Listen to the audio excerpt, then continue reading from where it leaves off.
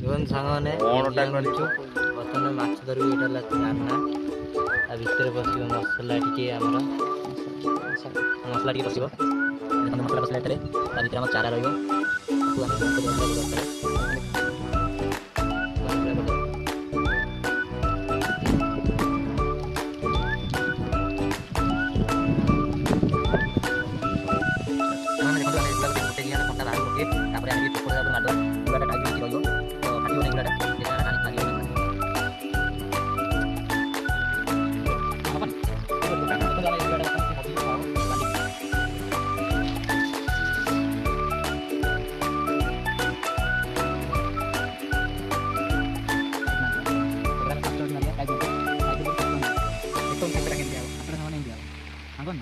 ମାଛ ଭିଡ଼ିଲେ ମାଛରୁ ବାହାରିକି ପଳେଇବ। ଦେଖନ୍ତୁ କେମିତି ଯିବ।